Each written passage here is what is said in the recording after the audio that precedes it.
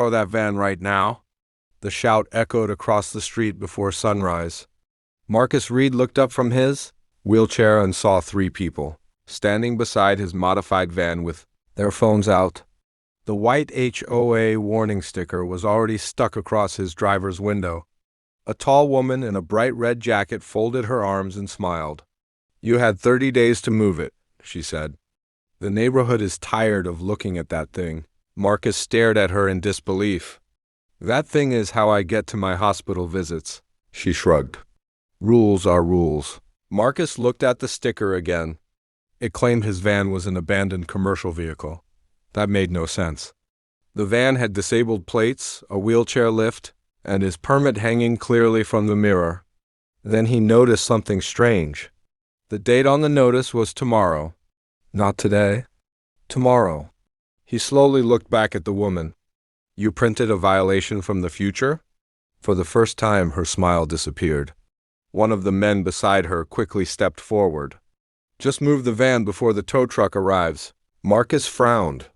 "You already called a tow truck?" Neither of them answered. That was when the truck turned into the street. Marcus checked his watch. 7:12 a.m. The HOA office didn't even open until 8. His stomach tightened. This wasn't a mistake. Someone had planned this. The driver jumped out and walked straight toward the van without saying a word. Marcus rolled forward in his wheelchair. "You can't take my vehicle without paperwork." The driver avoided eye contact. "I just got the call, sir." "From who?"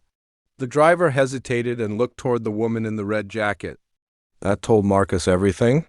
The woman stepped closer. "Once the van is gone, maybe this street can look respectable again."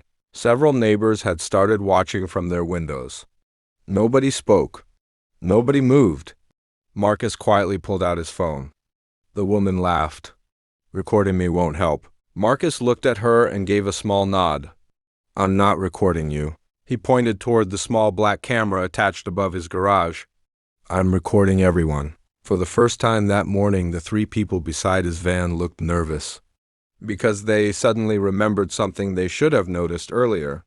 The camera had been running since before they arrived, and it had a perfect view of the entire street.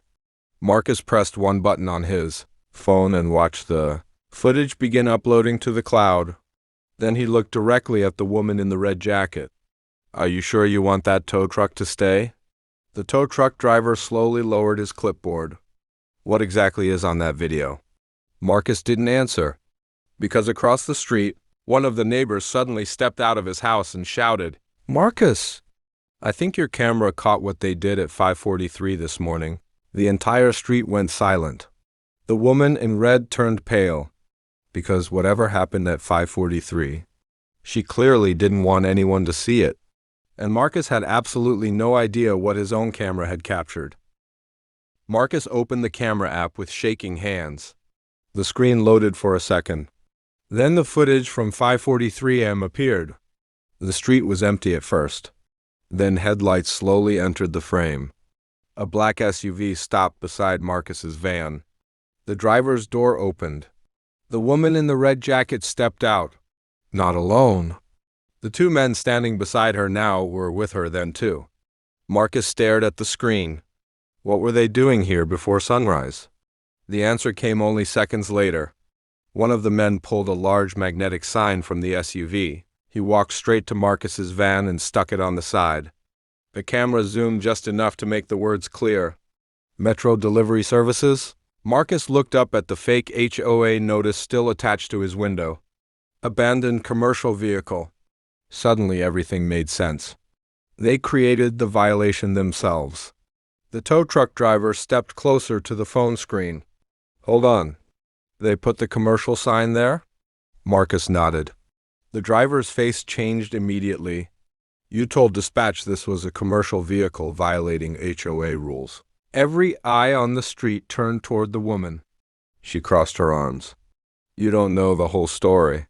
Marcus looked at her. "Then tell us." For several seconds, she said nothing. Then one of the watching neighbors spoke up. "Wait. Isn't that the same SUV that drove around last week taking pictures of his house?" Another neighbor stepped outside. And 2 weeks ago, somebody reported his van to the city for blocking traffic. Marcus slowly looked around the street. You mean this wasn't the first complaint? The older neighbor shook his head. No, Marcus. Someone has been filing reports for months. The woman in red suddenly pointed at Marcus. We were protecting property values. Marcus almost laughed. My van leaves this driveway twice a week for medical treatment. Her voice grew louder. People don't want to see it every day. The street became quiet again. Then the tow truck driver removed his gloves and stepped back from the van. Nope. The woman turned toward him. What do you mean, nope? I mean, I'm not touching this vehicle. He pointed toward Marcus's phone. That video just saved my company from a lawsuit. Her face turned red. You work for us. The driver shook his head. I work for facts. Just when it looked like the morning was finally ending, another car pulled onto the street. A police cruiser. The woman smiled again. Good, now they'll handle this. Marcus frowned. He hadn't called the police. Neither had the tow truck driver. The officer stepped out and walked directly toward the group. Then he looked at Marcus. Mr. Reed? Marcus nodded. The officer held up a piece of paper. We received a report that you threatened HOA members with a weapon. The entire street froze. Marcus stared at him. A weapon? The officer lowered his voice. The caller said a disabled man in a wheelchair was pointing a firearm at residents. Marcus looked straight at the woman in red. She avoided his eyes. Then the officer asked the question that changed everything. Mr. Reed, do you happen to have footage from the last 10 minutes too? Marcus slowly smiled. The camera above his garage was still recording. Every single second of it. Marcus handed the phone to the officer. The video started playing. No weapon. No threats. No shouting. Just Marcus sitting in his wheelchair while 3 people stood around his van and a tow truck waited nearby. The officer watched quietly until the end. Then he looked at the woman in the red jacket. You were the one who made the call? She hesitated. I was protecting the neighborhood. That's not what I asked. For the first time that morning, she had no answer. The officer turned back to Marcus. Mr. Reed, do you own any firearms? Marcus nodded. Yes, legally. They're locked inside my home. The officer nodded back. Thank you. Then he faced the woman again. So you reported an armed man without ever seeing a weapon. Her confidence started to crack. One of the men beside her took a step backward. Then another neighbor shouted from across the street. Officer, that's not all. Everyone turned. An older man walked over holding his tablet. I have footage too. The woman looked at him in shock. You have cameras? 3 of them. He tapped the screen. My driveway camera caught them, removing that fake business sign from the van right before you arrived. The color drained from her face. The officer watched the clip. 5:59 a.m. One of the men pulled the magnetic sign off Marcus's van and threw it into the back of the SUV. The timestamp was clear. The faces were clear. Everything was clear. The tow truck driver let out a long breath. So this whole thing was planned. Nobody argued with him.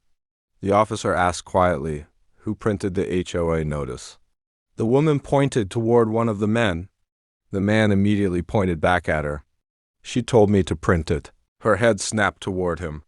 And heading straight toward the wheelchair lift on his van? Marcus turned the phone toward the officer. The video from 4:58 a.m. played in silence. The person wore a hoodie and gloves.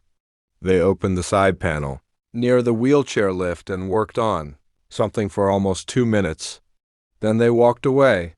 The officer paused the video. Can you zoom in? Marcus zoomed in on the person's hands. The woman in the red jacket suddenly looked away because the gloves weren't enough. A bracelet had slipped out from under the sleeve. A silver bracelet with a large blue stone. One of the neighbors immediately pointed at her wrist. That's your bracelet. She quickly pulled her sleeve down. Lots of people have bracelets. The officer looked at the screen again, then at her wrist, then back at the screen. Not many have the same one. Marcus felt his stomach drop. If they touched the lift, he rolled toward the van as quickly as he could. The officer stopped him. Wait. A mechanic from the tow company stepped forward.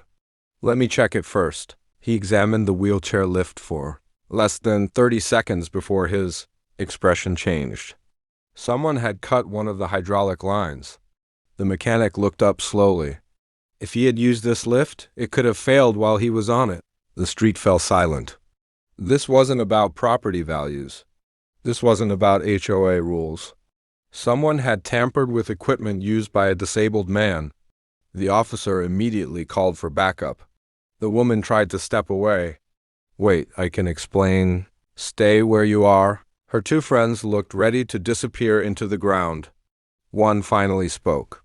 It was her idea? She spun toward him. You agreed to it.